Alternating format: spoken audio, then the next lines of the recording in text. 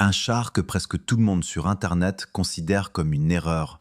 Trop léger, trop cher, trop différent et soi-disant mal protégé. Pourtant, ce char japonais n'a jamais été conçu pour impressionner les foules, ni pour copier les standards occidentaux. Il a été créé pour résoudre un problème que les autres armées n'ont même jamais eu à affronter, et pour exploiter une technologie si particulière que le Japon est resté volontairement silencieux à son sujet pendant des années. Ce qui ressemble à une faiblesse visible cache en réalité un avantage stratégique que peu de pays seraient capables de reproduire. L'histoire de ce char commence très loin de ses lignes anguleuses et de ses écrans numériques. Elle débute à une époque où le Japon tentait encore de comprendre ce que pouvait réellement apporter une force blindée moderne. Dans les années 30 du XXe siècle, l'armée impériale japonaise n'était pas perçue comme une puissance mécanisée sérieuse. Ses ressources industrielles étaient limitées, son territoire montagneux et sa pensée militaire restaient profondément marquées par la tradition. Pourtant, lors des opérations menées en Chine, les Japonais surprirent le monde militaire par leur audace. En 1933, lors de la bataille de Rehe, de petits chars japonais avancèrent bien au-delà des attentes de leurs adversaires. Ils percèrent rapidement les défenses chinoises, progressant avec une coordination qui rompait avec les doctrines dominantes de l'époque. Pour l'une des premières fois dans l'histoire moderne, les chars n'étaient pas de simples soutiens de l'infanterie, mais l'élément central de l'attaque. Cette manœuvre, souvent oubliée aujourd'hui, précéda de plusieurs années les grandes offensives mécanisées européennes qui allaient marquer l'imaginaire collectif. Mais ce potentiel fut rapidement étouffé. L'arrivée au sommet de la hiérarchie militaire de responsables hostiles à la mécanisation changea radicalement la trajectoire des forces terrestres japonaises. Le général Hideki Tojo imposa une vision dans laquelle la bravoure individuelle, le sacrifice et le combat rapproché primaient sur la puissance industrielle. Les chars devinrent secondaires, considérés comme coûteux et peu fiables. Les financements furent redirigés vers la marine et l'aviation, jugés plus adaptés à une guerre maritime dans le Pacifique. Lorsque le conflit mondial atteignit son paroxysme, les conséquences de ces choix furent implacables. À la fin de la guerre, le Japon se retrouva presque dépourvu de forces blindées modernes. En 1944, alors que les grandes puissances industrielles produisaient des chars par dizaines de milliers, les usines japonaises n'en livraient que quelques centaines. En 1945, la situation devint critique et la production blindée s'effondra, incapable de suivre le rythme d'une guerre industrielle totale. La défaite d'août 1945 marqua une rupture brutale. Le Japon adopta une constitution pacifiste qui redéfinissait entièrement son rapport à la force militaire. L'article 9 interdisait toute capacité offensive, transformant l'armée en une force strictement défensive. Cette contrainte ne fut pas seulement juridique, elle devint philosophique. Chaque équipement militaire devait désormais être pensé pour protéger l'archipel, et non pour conquérir des territoires étrangers. Pendant la guerre froide, cette logique orienta le développement des blindés japonais. La menace principale venait du nord, et les chars furent conçus pour bloquer une avancée ennemie sur l'île de Hokkaido. Cette approche aboutit à la création du char de type 90, une machine lourde et performante pour son époque. Mais ce char révélait déjà une faille majeure dans la stratégie japonaise. Son poids élevé le rendait incompatible avec une grande partie des infrastructures nationales. Le Japon est un pays de ponts, de routes étroites et de reliefs complexes. Des milliers d'ouvrages civils ne peuvent supporter le passage régulier de chars lourds. Contrairement aux grandes puissances continentales, le Japon ne dispose pas de vastes axes logistiques adaptés au déplacement de masses blindées. Un char trop lourd n'est pas seulement lent, il est parfois inutilisable. Lorsque l'Union soviétique s'effondra, cette fragilité stratégique devint évidente. La menace changea de direction, se rapprocha géographiquement et força les planificateurs japonais à revoir toutes leurs hypothèses. Les îles du Sud, montagneuses et densément peuplées, devinrent un théâtre potentiel de conflit. Les chars existants, conçus pour des plaines ouvertes, ne répondaient plus aux besoins réels de la défense nationale. C'est à ce moment précis que le Japon prit une décision qui allait surprendre le monde militaire. Plutôt que de copier les modèles étrangers, le pays choisit de repartir de zéro. L'objectif n'était plus de construire un char plus lourd ou plus massif, mais de créer une machine capable de se déplacer presque partout sur l'archipel, tout en offrant une protection et une puissance de feu comparable à celle de chars bien plus imposants. Pour atteindre cet objectif, les ingénieurs japonais allaient devoir s'appuyer sur une technologie que personne d'autre n'utilisait encore à cette échelle. Lorsque les stratèges japonais comprirent que leurs chars existants ne correspondaient plus à la réalité géographique et politique du pays, ils se retrouvèrent face à un dilemme inédit. Acheter des chars étrangers aurait été la solution la plus simple, la plus rapide et la moins risquée sur le plan industriel. Pourtant, cette option fut rapidement écartée. Aucun modèle occidental ne répondait aux contraintes spécifiques du Japon, et surtout, aucun ne pouvait être adapté sans compromis majeur. Le problème central n'était pas l'armement, ni même le blindage, c'était le territoire lui-même. Le Japon est un archipel étroit, fragmenté, montagneux, traversé par des milliers de routes civiles et de ponts conçus pour des camions et des bus, pas pour des monstres d'acier de plus de 60 tonnes. Contrairement aux États continentaux, il n'existe presque aucun espace où une colonne de chars lourds peut manœuvrer librement sur de longues distances. Chaque déplacement devient un défi logistique, chaque traversée de pont un risque calculé. Les ingénieurs japonais établirent rapidement un constat brutal. Les chars occidentaux les plus modernes ne pouvaient utiliser qu'une fraction du réseau routier national. Dans un pays où la rapidité de redéploiement est essentielle pour défendre plusieurs îles éloignées les unes des autres, cette limitation était inacceptable. Un char incapable de se déplacer librement devient une forteresse immobile, inutile au moment critique. C'est dans ce contexte que Mitsubishi Heavy Industries reçut une mission qui allait bouleverser la conception même du char moderne. Il ne s'agissait pas d'améliorer un modèle existant, mais de concevoir une machine entièrement nouvelle, pensée dès l'origine pour les contraintes japonaises. Le projet reçut le nom de code MBTX, et dès le départ, il imposa des exigences que peu d'ingénieurs auraient acceptées ailleurs. Le futur char devait être suffisamment léger pour emprunter la majorité des ponts civils du pays, tout en conservant une protection crédible face aux armes anti-chars modernes. Il devait être compact pour évoluer dans des zones urbaines denses, mais suffisamment puissant pour affronter des chars adverses de première ligne.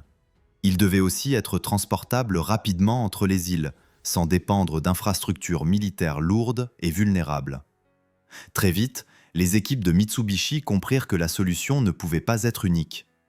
Au lieu de chercher un compromis figé, elles imaginèrent une approche modulaire. Le char ne serait pas conçu avec une masse unique, mais avec plusieurs configurations possibles. Selon la mission, l'environnement et les contraintes logistiques, la machine pourrait changer de poids, de silhouette et de niveau de protection. Cette idée semblait simple sur le papier, mais sa mise en œuvre relevait de l'exploit technique. Chaque module de blindage devait être installé ou retiré rapidement, sans outils complexes et sans compromettre l'équilibre du véhicule. Le châssis devait supporter ces variations de masse sans perdre en fiabilité ni en précision de tir. Aucun autre char au monde n'avait été pensé de cette manière à une telle échelle. Dans sa configuration la plus légère, le nouveau char pouvait circuler sur la majorité des infrastructures japonaises, ouvrant des itinéraires jusque-là inaccessibles aux blindés. En configuration standard, il offrait un équilibre entre mobilité et protection, adapté à la plupart des scénarios défensifs. Enfin, avec ses modules de blindage complets, il atteignait un niveau de survivabilité comparable à celui de chars bien plus lourds, tout en restant nettement en dessous de leur masse extrême. Mais la modularité n'était qu'une partie de l'équation.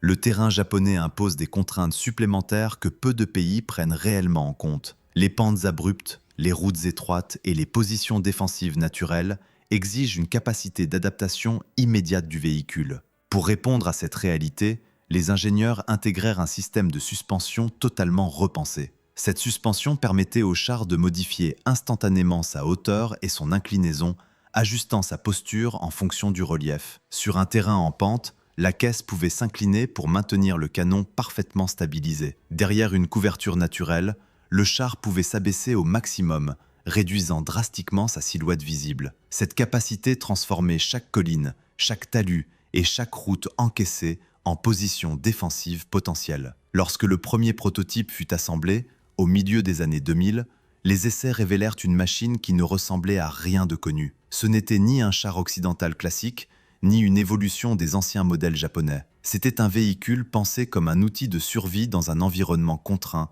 où la mobilité et l'adaptation priment sur la masse brute. Les tests initiaux confirmèrent que le concept fonctionnait.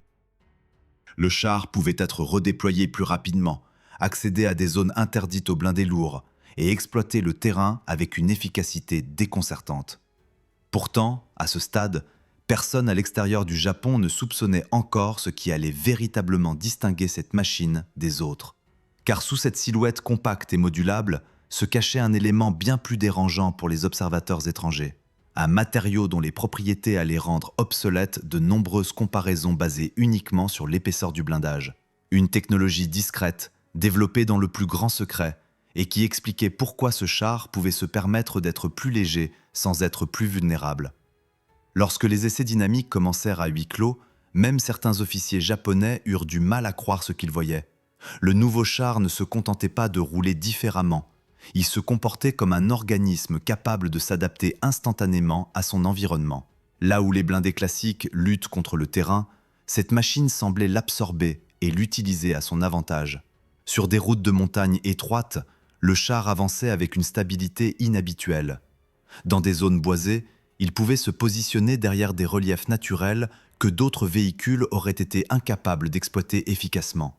En quelques secondes, sa silhouette changeait, s'abaissait ou s'inclinait, offrant à l'équipage des angles de tir impossibles pour la majorité des chars existants. Cette capacité ne relevait pas d'un simple confort de conduite, elle modifiait profondément la manière de concevoir une position défensive. Les ingénieurs comprirent rapidement que cette caractéristique devait devenir un élément central de la doctrine d'emploi. Le char n'était plus seulement un véhicule blindé, mais un outil capable de transformer le terrain en arme. Une crête devenait un rempart mobile, une pente abrupte, une plateforme de tir stable, un talus ordinaire, un abri presque parfait. Dans un pays où la profondeur stratégique est extrêmement limitée, cette faculté pouvait faire la différence entre contenir une force ennemie et être submergé. Lorsque certaines démonstrations furent finalement rendues publiques, la réaction internationale fut immédiate et largement incomprise. Des vidéos montrant le char ajuster sa posture en mouvement commencèrent à circuler. Les comparaisons affluèrent, souvent superficielles. Beaucoup d'observateurs se focalisèrent sur l'apparence générale du véhicule, sur la finesse apparente de certaines surfaces, sur son gabarit jugé trop modeste pour un char moderne. Sur les réseaux sociaux, les critiques se multiplièrent. Des internautes affirmaient que le Japon avait sacrifié la protection au profit de gadgets inutiles. D'autres se moquaient d'un char qu'ils estimaient trop léger pour survivre sur un champ de bataille moderne. Ces jugements rapides ignoraient une réalité essentielle. Le char japonais n'était pas conçu pour les mêmes scénarios que ses homologues occidentaux. Il ne devait pas traverser des continents, ni mener des offensives prolongées en terrain ouvert. Sa mission était différente, et sa logique également. Il devait apparaître, frapper avec précision, puis disparaître avant que l'ennemi ne puisse réagir efficacement. Cette approche exigeait une coordination parfaite entre mobilité, précision et discrétion. Pour cela, le système de suspension ne travaillait pas seul. Il était étroitement lié au système de conduite de tir, permettant au canon de rester parfaitement stabilisé, même lorsque le châssis adoptait des positions extrêmes. Cette synchronisation permettait des tirs précis dans des conditions où d'autres chars seraient contraints de se repositionner entièrement. Chaque seconde gagnée comptait, chaque tir devait être décisif. Dans un combat défensif sur un archipel, l'objectif n'est pas de repousser l'ennemi sur des centaines de kilomètres, mais de le stopper net, rapidement et avec un minimum d'exposition. Plus les analystes étrangers observaient ces démonstrations, plus un paradoxe devenait évident. Malgré sa masse réduite, le char japonais affichait des performances qui semblaient incompatibles avec les règles habituelles de la guerre blindée. Les chiffres connus ne suffisaient pas à expliquer cette efficacité. Les vidéos ne racontaient qu'une partie de l'histoire. Quelque chose d'essentiel restait invisible. Les spéculations commencèrent alors à circuler dans les cercles spécialisés. Certains évoquaient des solutions électroniques avancées, d'autres parlaient d'alliages spéciaux ou de procédés de fabrication inédits. Officiellement, Tokyo restait silencieux. Les fiches techniques publiées ne livraient que le strict minimum, et de nombreux détails clés étaient volontairement absents. Ce silence n'était pas accidentel. Depuis des décennies, le Japon a appris à protéger ses avancées technologiques les plus sensibles. Dans le domaine des matériaux, cette prudence est encore plus marquée. Contrairement au système visible, un matériau peut être copié, analysé et reproduit s'il est exposé trop ouvertement.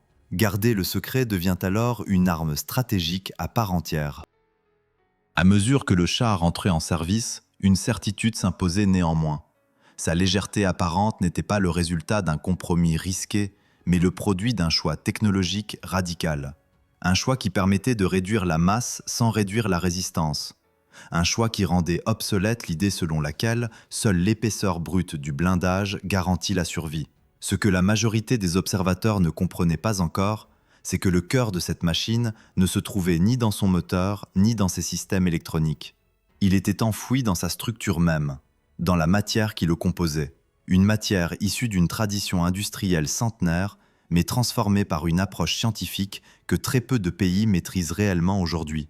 Et c'est précisément cette matière, invisible sur les photos et incompréhensible dans les comparaisons simplistes, qui allait bouleverser la perception de ce char japonais trop avancé pour le reste du monde.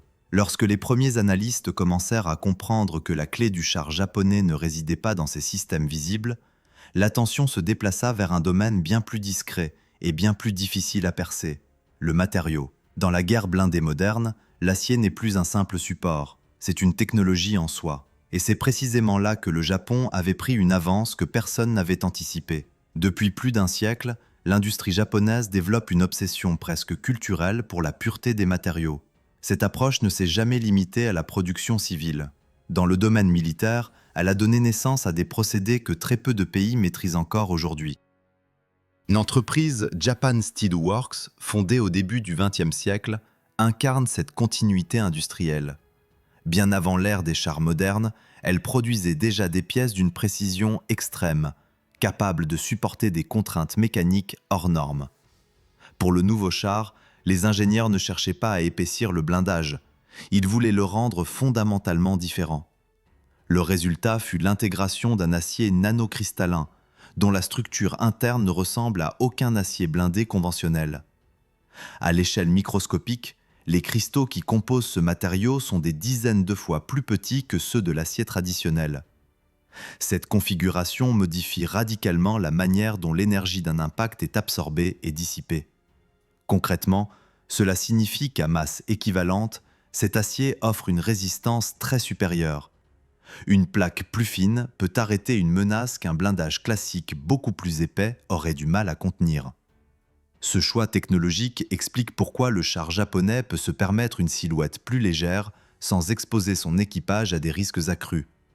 Ce n'est pas un pari, mais un calcul fondé sur des propriétés physiques mesurables. Les essais balistiques menés par le ministère japonais de la Défense restèrent largement confidentiels. Cependant, des informations issues de sources ouvertes confirmèrent que la protection frontale du nouveau char surpassait celle de modèles plus lourds développés précédemment. Cette révélation bouleversa les critères habituels d'évaluation. Comparer uniquement l'épaisseur du blindage n'avait plus aucun sens face à un matériau qui redéfinissait la notion même de résistance. Cette avancée ne s'arrêta pas au blindage. Le canon principal du char fut lui aussi conçu autour des capacités uniques de l'acier japonais. De calibre 120 mm, il diffère pourtant des standards occidentaux par sa longueur et surtout par sa tolérance à la pression interne. Là où la plupart des canons atteignent rapidement leurs limites mécaniques, celui-ci peut supporter des pressions bien plus élevées sans déformation ni perte de précision.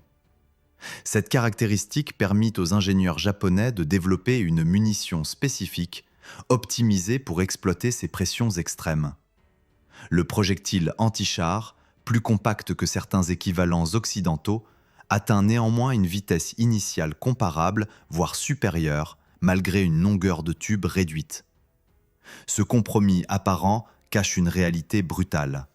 Cette munition ne peut pas être utilisée dans des canons étrangers sans provoquer une défaillance catastrophique.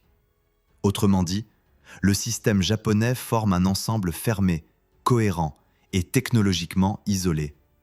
Le blindage, le canon et les munitions ont été conçus ensemble, comme un tout indissociable. Copier un seul de ces éléments sans maîtriser les autres devient inutile, voire dangereux. C'est précisément ce qui rend cette technologie si difficile à reproduire pour les puissances étrangères. À cela s'ajoute un autre facteur souvent sous-estimé. la maîtrise industrielle nécessaire pour produire cet acier à grande échelle. Il ne s'agit pas d'un prototype de laboratoire, mais d'un matériau intégré dans une production réelle, avec des tolérances strictes et une qualité constante. Peu d'industries au monde disposent à la fois du savoir-faire, des infrastructures et de la discipline nécessaire pour atteindre ce niveau. Plus les détails filtraient, plus il devenait évident que le char japonais ne jouait pas selon les règles habituelles. Il ne cherchait pas à impressionner par la masse ou la brutalité, mais par une forme de supériorité silencieuse, presque invisible. Une supériorité qui repose sur des choix industriels profonds, impossibles à improviser en temps de crise. Ce char n'était pas simplement une machine de combat, c'était l'expression matérielle d'une stratégie à long terme, fondée sur l'autonomie technologique et la maîtrise totale de la chaîne de production.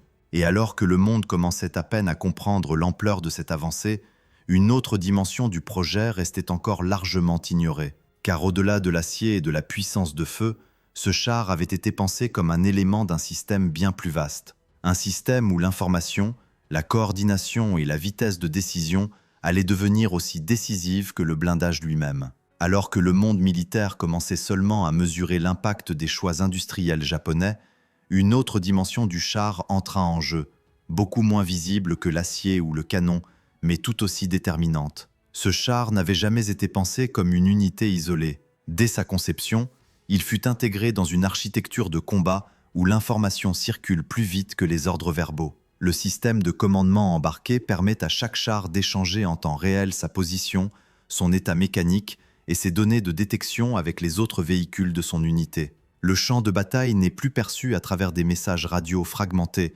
mais comme une carte dynamique qui évolue en permanence sous les yeux des commandants. Cette approche réduit drastiquement le temps de réaction, un facteur crucial lorsque l'espace disponible pour manœuvrer est limité. Lorsqu'un char détecte une menace, l'information est immédiatement partagée. Les cibles sont identifiées, hiérarchisées, puis réparties automatiquement afin d'éviter que plusieurs véhicules engagent le même objectif inutilement. Cette coordination numérique transforme un petit nombre de chars en un ensemble cohérent, capable de frapper avec une efficacité disproportionnée par rapport à sa taille. Dans un contexte défensif, cette rapidité décisionnelle est vitale. Le Japon ne peut pas se permettre des engagements prolongés où l'attrition joue en faveur de l'adversaire. Chaque confrontation doit être brève, violente et maîtrisée. Le char avance, engage, puis se retire avant que l'ennemi ne puisse organiser une réponse efficace. Cette manœuvre est rendue possible par une caractéristique rarement mise en avant, mais absolument centrale dans la doctrine japonaise. La vitesse en marche arrière du char atteint des valeurs inhabituelles pour un véhicule de cette catégorie. Là où la majorité des chars doivent se replier lentement, exposant leur silhouette pendant de précieuses secondes, le char japonais peut disparaître presque aussi rapidement qu'il est apparu. Cette capacité réduit drastiquement le temps d'exposition aux tirs adverses et s'intègre parfaitement à une tactique basée sur l'embuscade et la mobilité. Les capteurs d'alerte laser installés sur la tourelle renforcent encore cette logique. Dès qu'un système ennemi tente de verrouiller le char, l'équipage est immédiatement averti. Ces quelques secondes gagnées peuvent suffire à changer de position, à abaisser la silhouette du véhicule ou à rompre le contact. Dans un environnement saturé de missiles anti-chars et de drones, cette anticipation devient un avantage décisif. Malgré toutes ces avancées, la production du char resta volontairement limitée. Le Japon ne cherchait pas à constituer des forces blindées massives, mais à équiper des unités capables de défendre des points clés de l'archipel. Chaque char produit représentait un investissement important, mais aussi un élément parfaitement adapté à une mission précise. Cette approche contrastait fortement avec les logiques de production de masse observées ailleurs dans le monde. À mesure que les anciens chars furent retirés du service, le nouveau modèle prit leur place dans les unités prioritaires. Son rôle n'était pas de conquérir, mais de dissuader, de rendre toute tentative d'approche coûteuse, risquée et incertaine. Dans un contexte régional de plus en plus tendu, cette capacité de déni d'accès devint un pilier central de la stratégie japonaise. Les évolutions récentes du champ de bataille, marquées par l'omniprésence des drones et des munitions rôdeuses, posent toutefois de nouveaux défis. Des images apparues ces dernières années montrent que le char sert désormais de plateforme d'essai pour des systèmes de protection supplémentaires, destinés à contrer des menaces venues de toutes les directions. Ces adaptations suggèrent que la machine continue d'évoluer, sans jamais rompre avec sa philosophie initiale. Aujourd'hui, Ce char reste un objet de fascination et d'incompréhension. Trop léger pour certains, trop sophistiqué pour d'autres, il échappe aux catégories traditionnelles. Il n'est ni une démonstration de force brute, ni un compromis bancal. Il est le produit d'un pays qui a accepté ses contraintes géographiques, juridiques et industrielles, et qui a choisi d'y répondre par une approche radicalement différente. Et alors que les tensions régionales continuent de s'intensifier, une question demeure en suspens. Ce char, conçu pour défendre un archipel face à des menaces multiples, sera-t-il un jour contraint de prouver ses capacités dans un conflit réel, ou restera-t-il l'exemple ultime d'une dissuasion fondée sur la technologie et la préparation minutieuse? Si cette histoire t'a plu, pense à laisser un like pour soutenir la chaîne, écris ton avis ou ta question en commentaire et abonne-toi pour ne pas manquer les prochaines histoires sur les technologies militaires les plus étonnantes du monde.